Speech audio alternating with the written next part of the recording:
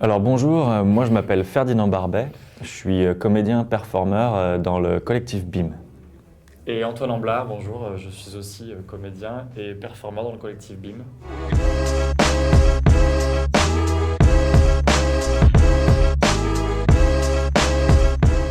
Alors le collectif BIM, il s'est créé en 2013 à la sortie, c'était une promo de comédiens issus de l'ENSAT, c'est l'école de théâtre national de Lyon. Ils ont décidé de se monter en collectif pour travailler ensemble sur des recherches de formes à partir des lieux, c'est-à-dire de la création in situ en fait. Et à partir de ce groupe fondateur qui était issu de l'ENSAT, ils ont invité d'autres artistes dont le travail les intéressait pour créer vraiment le collectif BIM. Et c'est comme ça qu'Antoine et moi, on s'est retrouvés greffés au collectif BIM il y a déjà 6 ans, 7 ans.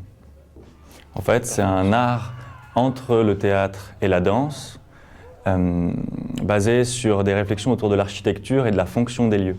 Donc nous, on arrive et on n'a pas a priori une forme déjà établie de ce qu'on va faire. Par contre, on a travaillé ensemble à créer des outils de réflexion autour des lieux. C'est-à-dire que nous, on arrive, on choisit des angles de travail qui sont cohérents par rapport à notre nombre, par rapport au public qu'il y a sur place, pour pouvoir élaborer une forme.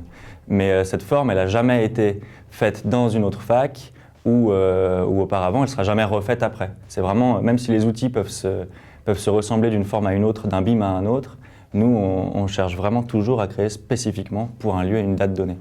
Et ben ça se construit automatiquement de façon in situ à partir d'un lieu qu'on découvre. Donc c'est jamais préparé à l'avance. En fait, la forme vraiment doit venir du lieu dans lequel on va improviser.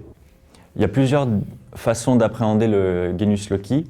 D'abord, nous, on part d'un temps d'acuité, on appelle ça l'acuité, où chacun doit, pour la première fois, découvrir le lieu, donc le voir pour la première fois, le sentir pour la première fois, en silence. On prend 5 minutes déjà chacun pour sentir différents aspects, c'est-à-dire marcher lentement, marcher rapidement, regarder d'un angle ou d'un autre, écouter ce que les gens disent, combien de personnes passent par minute, ce genre de choses.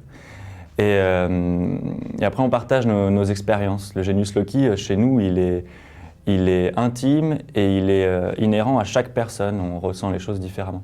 Après, On parle d'aspiration et d'évidence, pardon.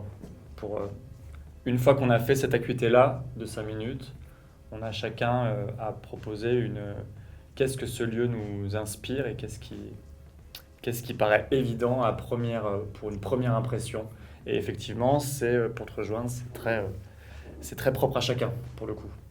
après il y a aussi une dimension plus générale qui appartient pas à chacun d'entre nous, mais qui est l'ordre de l'histoire du lieu, c'est-à-dire en quelle année il a été construit, qu'est-ce qui s'est passé dans ce lieu, quels sont ses fantômes en fait. Et ça, Oui. c'est plus un travail d'investigation qui est beaucoup moins sensoriel et intime. Mais on a besoin des deux pour le sentir et créer quelque chose. Avec le collectif BIM, on privilégie tout type de lieu en soi qui présente qui peut avoir une façon d'être détourné, mais tous les lieux l'ont. C'est-à-dire qu'on a travaillé sur des ruines romaines, on a travaillé sur des campus universitaires, on a travaillé sur des hôpitaux, des écoles, des lieux où l'architecture était très présente, les géométries étaient très fortes. Tout ça, en fait, crée un rapport au travail pour nous très différent. Si par exemple on travaille sur un bâtiment où l'architecture et les géométries sont très fortes, on va pas proposer la même chose qu'un endroit qui en fait est une cour d'immeuble où 50 enfants jouent tous les jours. Là, on va adapter notre travail très différemment. Mais a priori, il me semble que tout lieu peut présenter un intérêt. L'idée, c'est simplement pour nous de venir proposer un regard différent sur un lieu qui est fréquenté par un public. En fait, je me souviens d'une réflexion concrète d'une habitante qui disait je me souvenais plus à quel point enfin elle faisait un trajet quotidiennement et elle oubliait complètement en fait ce qu'elle avait autour d'elle tellement elle était obnubilée par son parcours de travail et tout ça quoi. Et en fait de juste lui permettre de se réarrêter et de se rendre compte en fait à quel point l'endroit dans lequel elle vit tous les matins est en fait très à son importance et voilà, comment dire, c'est important de parfois, oui, prendre le temps de s'arrêter et de constater à quel point ce qui nous entoure est pas si, oui, est pas si anodin, quoi.